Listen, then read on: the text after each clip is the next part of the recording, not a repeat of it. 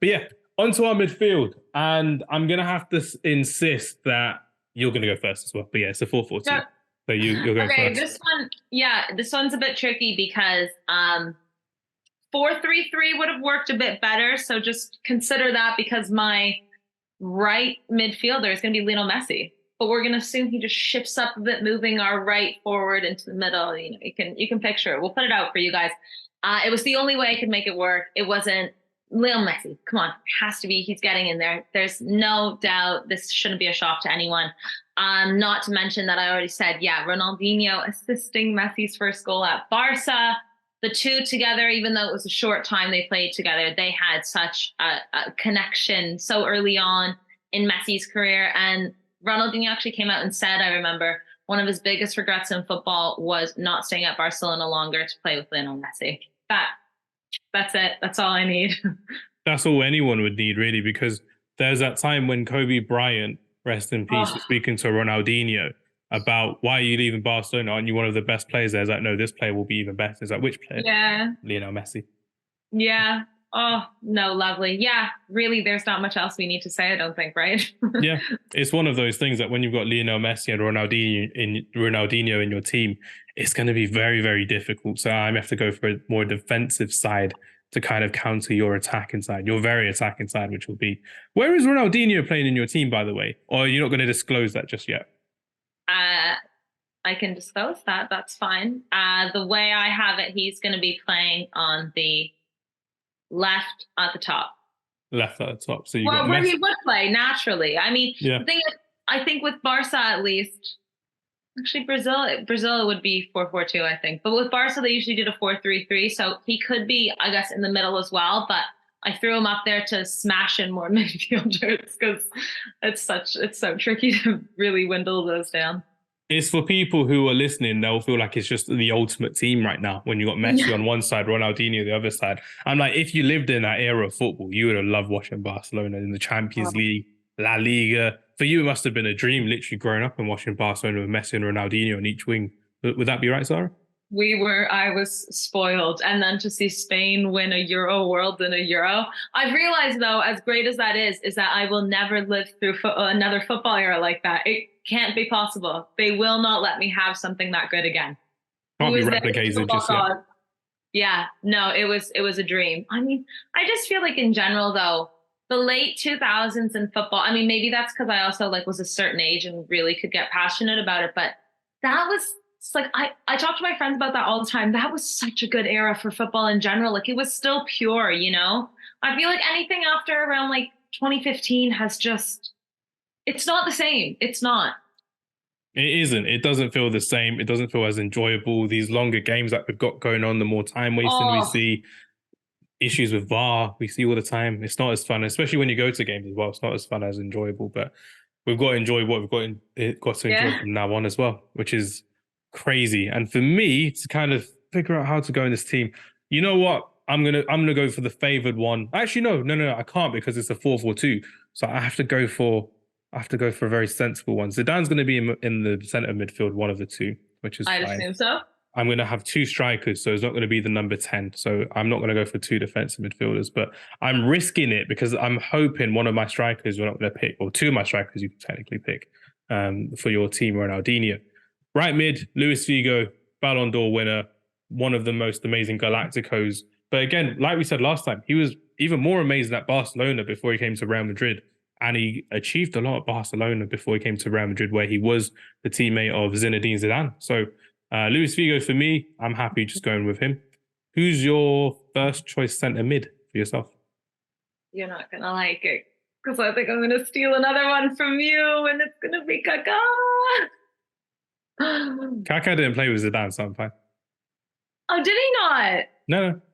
Oh, okay, because I was thinking there were so many. Wait, you're fine with that. Kaká joined at Real Madrid in 2009. Zidane retired in 2006. You're okay. Yeah, sure. Okay, perfect. Well, then happy days for us. Everything's working out nicely. Again, I'm trying to not load it up with too many Brazilians. I think I have 5 out of 11. That's not, well, including Ronaldinho 6, but you're okay. No one's counting. No, listen, I mean, we've spoken about him. In fact, you had him on your team of Ronaldo's best 11. And no doubt that he had to be here. I mean, he was astonishing, amazing to watch, could create so much. And I think the link up play as well with Ronaldinho, it's so creative. And I think that it just would be a disservice to this team if I didn't include Kaká, truly. But the midfielders, I will say, there are so many, especially, of course, Barca background here. Yes, we're going into so much detail that there's going to be only one more Barca midfielder in my prediction for your midfield, because you've got Messi, Ronaldinho, Kaká, and you've got one more to pick later on. No. Ronaldinho's playing up. So is he playing? You got two up top and Ronaldo's behind. Ronaldinho's behind the striker. No. Right now, because if we were to shift it, but I have Ronaldinho up top, like playing. Oh, so he's one of the two up front. Yeah. Because he can play up there quite easy. If I had it 4-3-3, I might shift him down to just behind.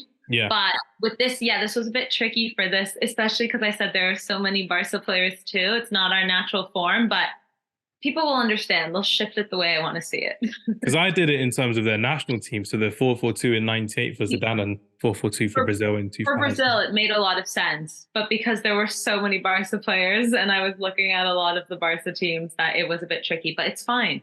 Yeah. It's fine. You got loads of AC Milan players to come, I'm sure of it as well, which will be great. Patrick Vieira, first choice centre mid for me to partner Zinedine Zidane.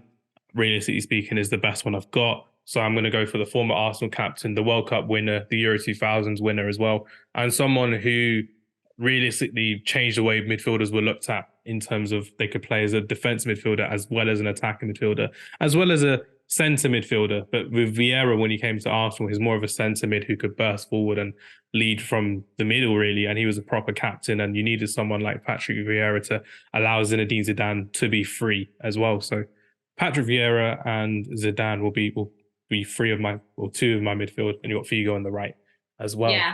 Yeah, that's great. That's a very tall midfield as well. Patrick Vieira is one of those players that I feel like I still think he's underrated in a sense. Like, people do give him the credit, but I don't think it's as much as he necessarily deserves. Yeah, he doesn't get the appreciation. It's kind of like with Desailly as well. When we're thinking of Patrick Vieira, a lot of Arsenal fans will say, "Oh, we've never replaced Vieira," because you can never replace someone like that straight away.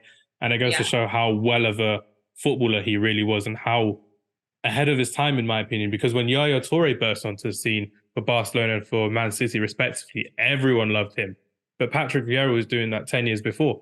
And it goes to show that a lot of people weren't noticing what people are kind of realizing now in retrospect and in hindsight as well, which is amazing. Yeah, absolutely. Okay, well, you said AC Milan, but shock, it's going to be Barca, and we're going Xavi because of his connection with Ronaldinho. I kind of touched on it earlier, but this one also could have been Rivaldo. I know they're going to come get me because, again, with the midfielders, when you're dealing with somebody who's played for Barcelona, it's so difficult because the talent is just it's an overload.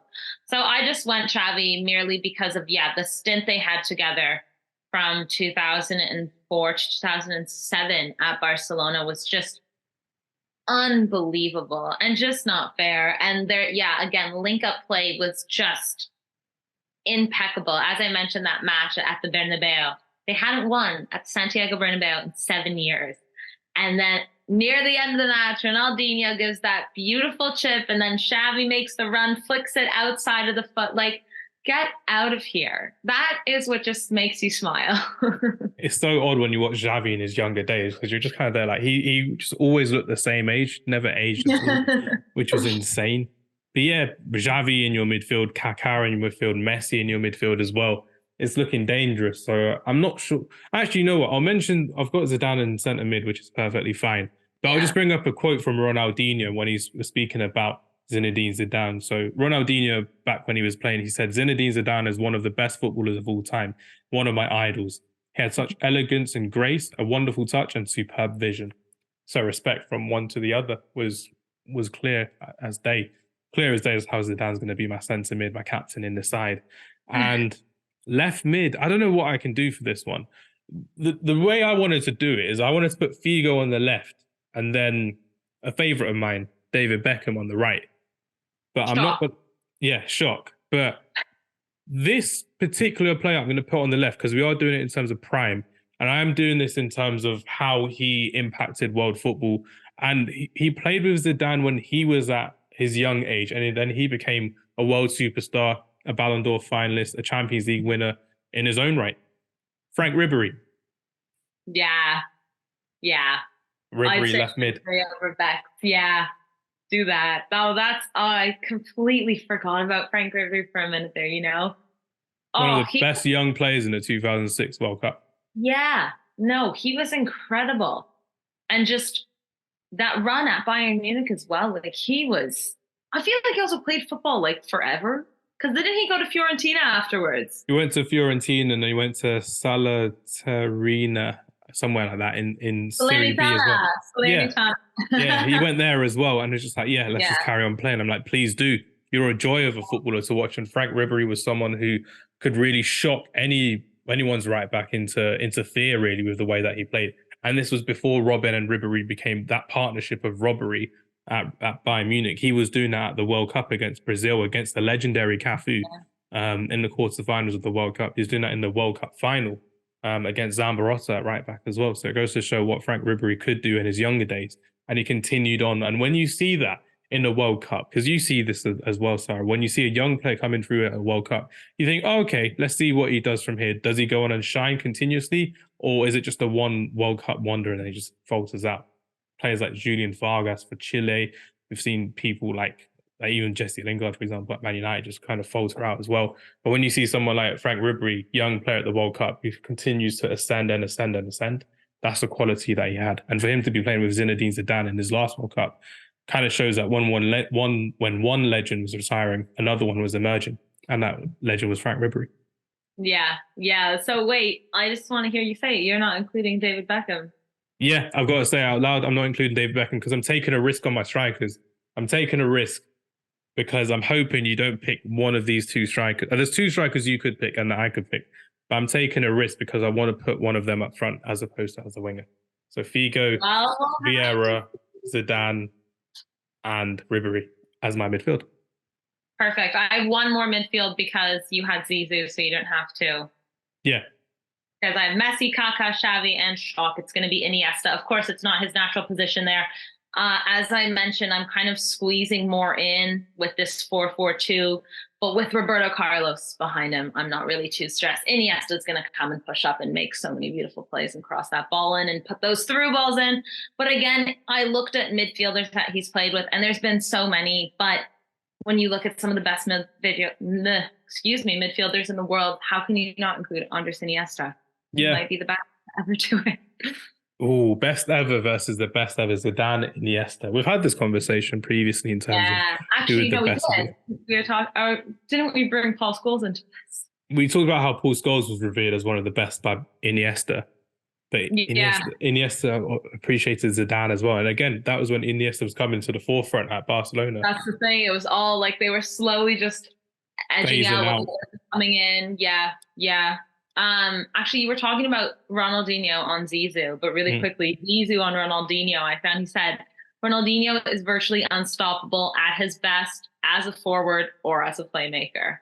They knew there was such a like showing of respect from one another. I mean, it was just, I don't know, it was like a golden age of football, truly. But doesn't that warm your heart though, as well, that the fact they had that mutual respect? And it was just one of those things that, even with me, when I mentioned David Beckham and Ronaldinho earlier, it's just the fact that when you have that mutual respect for another professional, it goes to show how well they actually did and how they appreciated it. Now, with footballers nowadays, you do see it on occasions, but it has to be coerced out of them. Like, you wouldn't really see it now in terms of, oh, this player's amazing, this player's that, this player's that. But that would be in terms of players from different leagues or different competitions. If you saw that in, for example, La Liga this season, Vinicius Junior will get praise from other teammates, but I'm not sure if you'll see Vinicius Junior praising other opposition teammates as well.